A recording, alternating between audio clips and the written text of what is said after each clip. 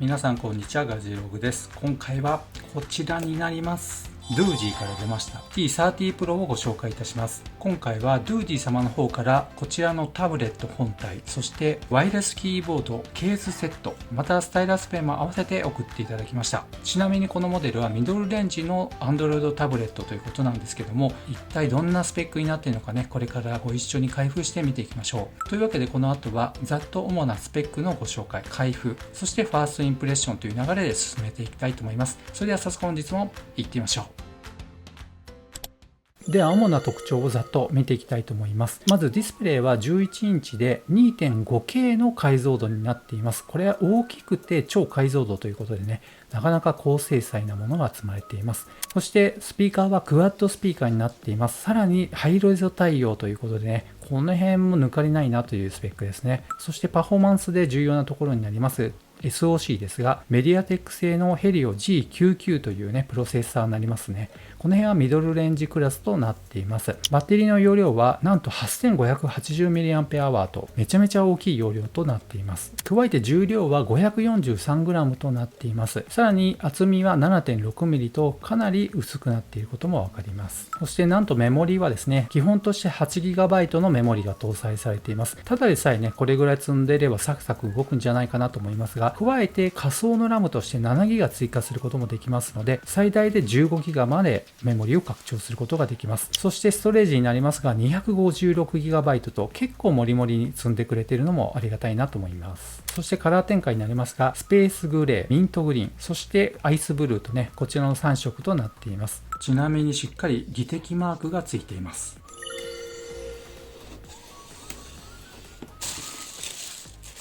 あれ？なんとすでにケースがもうこのように装着されている状態で来ています。こんな感じのケースがもう最初から標準装備されています。というわけで本体とは別に同梱されていますのがこちらのユーザーマニュアルになります。そのユーザーマニュアルの下にありましたが SIM ピンも同梱されていました。SIM スロットがついていることがわかります。そしてこちらの USB 充電アダプターになりますが Type-C に対応していますけど海外仕様の USB 充電器になっています。さらに USB-C、USB-C のケーブルも同梱されています。またこちらにね、1本何か入っていますけども、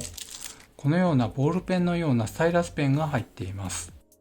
またね、一緒に送っていただきましたワイヤレスキーボードのケースセットと書いてありますが、こちらも開けてみたいと思います。ということで、先ほどのものよりもだいぶしっかりとしています。先ほどのケースと比べまして全然ね質感の違うパソコンのキーボードのようなものがついています。ストロークはかなり浅いんですけどもしっかりね打鍵感っていうのを感じますね。これでねはまりましたけども、この背面にありますこちらの部分ありますね。これがちょうどねこのように磁石でここがしっかりくっつきまして、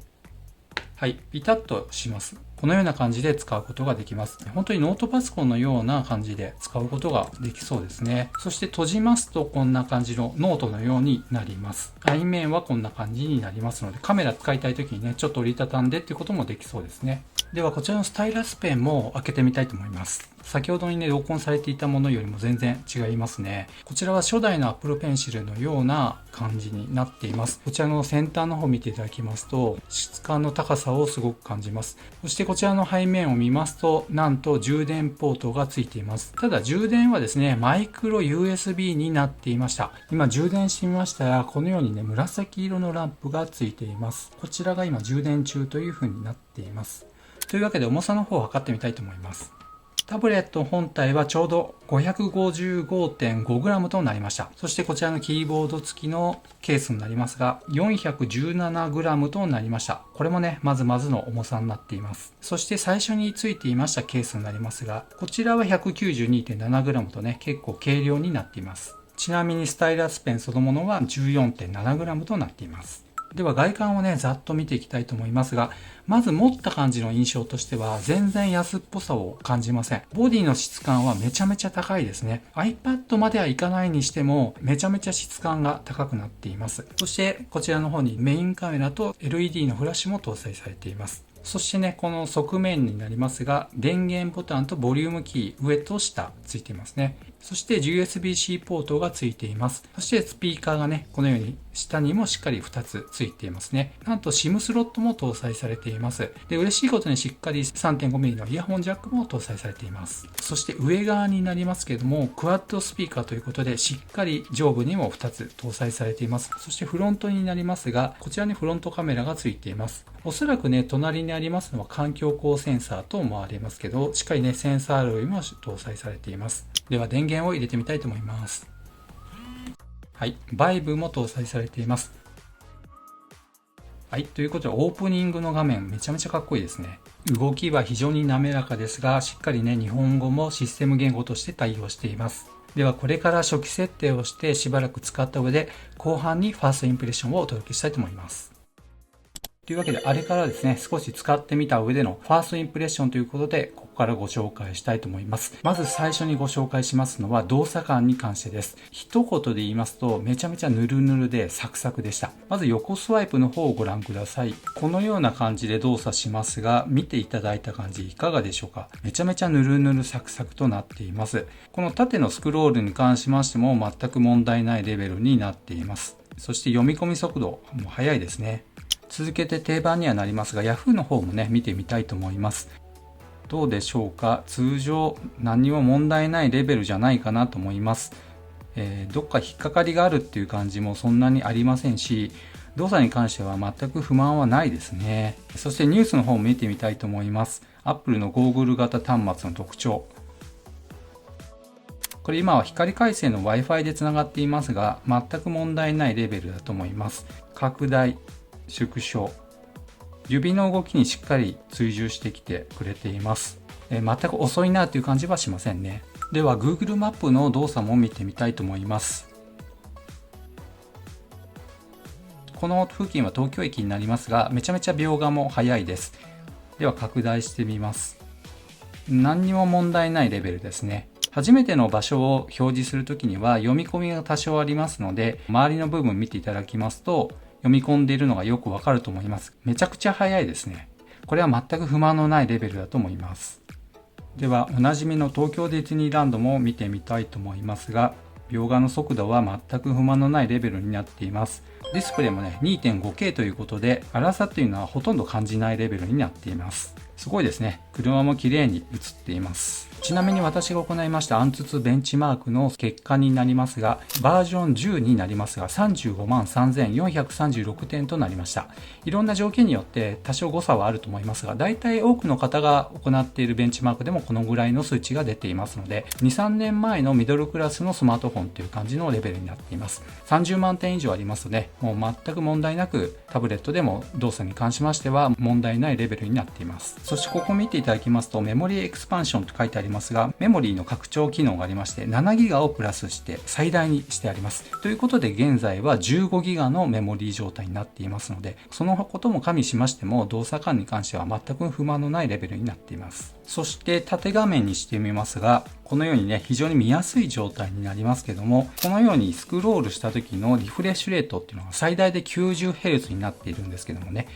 ちらつきっていうのは若干あるかなっていうぐらいですね。個人的には全く気にならないレベルになっています。そしてセットで送っていただきましたこのスタイラスのペンがありますが、こんな感じでね使うことができます。見ていただくと分かりますが、書いたところから少し遅れてくるのが分かりますね。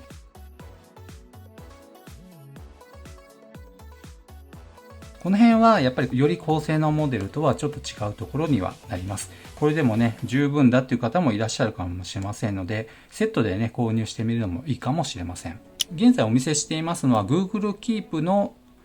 図形描画機能を使ってこのようにね表示させていただいています。そして先ほどもご紹介しましたキーボード付きの専用のケースになりますが、これはですねなかなかいいですね。パッと見の感じ11インチのノートパソコンという風な雰囲気があります。自宅で何かね文章を書く作業ということであれば気軽にノートパソコンライクにちょっとテキストを打ち込むってこともできると思います。そして打鍵感になりますが、ややねやっぱ浅めになっているのもありまして、ちょっと打ち間違いっていうのはあるんですね。で非常にコンパクトになっていますので、最初は慣れるっていうのが難しいかもしれませんけども、しばらく打ち続けているうちに手がね馴染んでくるんじゃないかなと思います。では次に音質になりますけども、クワッドスピーカー搭載ということで、Spotify などで音楽いろいろ聴いてみたんですが、音の広がりっていうのはしっかりあります。ただ、重低音が効いてるっていうことではなく、中域から高域にかけて強い印象がありました。YouTube 上の著作権フリーの音楽があります。NCS になりますが、ちょっと音楽かけていますので、お聴きください。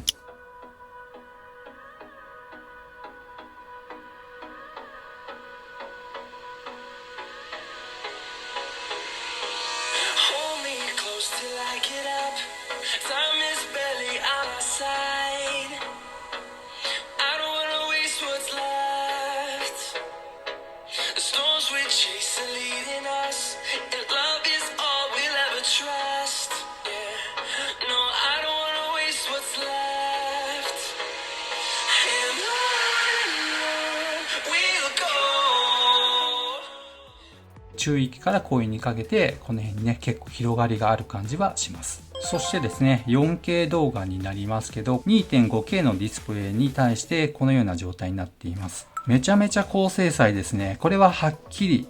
わかります。めちゃめちゃ綺麗ですね。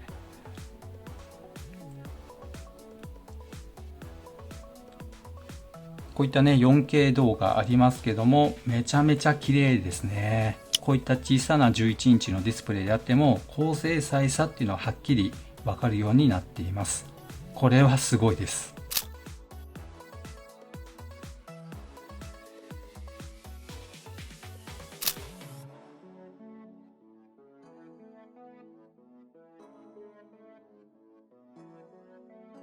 そしてね、次に良かった点になりますが、最近の Android タブレットで非常に多いんですけども、ここを見ていただきますと、ボルテと出ています。いわゆる音声通話対応になっています。というのもね、こちらの方に電話のアプリがあるのがわかると思いますけど、普通のスマートフォンと同じように通話をすることができますので、大きなスマートフォンと思っていただいてもいいと思います。SIM カードは先ほどご紹介しましたが、こちらのスロットから差し入れすることができますけども、こんな感じで今、ポボの SIM カードが入っています。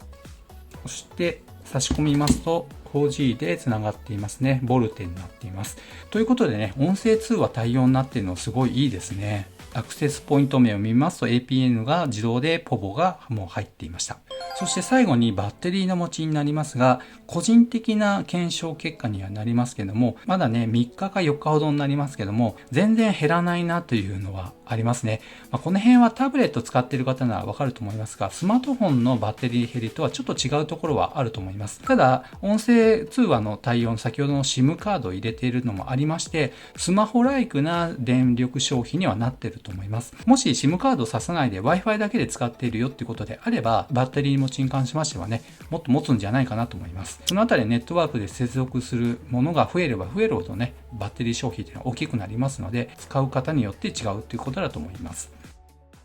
というわけで非常にディスプレイも音質も 4G LTE も動作感も全くね個人的に言うことないなと思いました。欠点がねほとんど見当たらないんですね。また顔認証に関しても精度は非常にいいですね。暗い場所ですと認証に失敗するってことはありますが、通常の屋内の照明の下であればね相当暗くしていない限り顔認証に失敗することもないと思います。ただね、一つ今思いつきましたが、顔認証だけでなく指紋認証も対応していてくれたらありがたかったかなというぐらいになります。でもこれはね、強いて言えばっていう感じになりますね。あとは価格次第ということになると思いますが、ぜひ価格に関しましては概要欄にリンク貼ってありますのでご覧になっていただければと思います。購入時のタイミングによってね、価格っていうのは変動しますので、ぜひね、チェックされてみてください。というわけで本日は以上となります。この動画が良かったよって方は高評価。そしてまだの方はぜひこの機会にチャンネル登録をお願いいたします。ではまた次の動画でお会いしましょう。さよなら。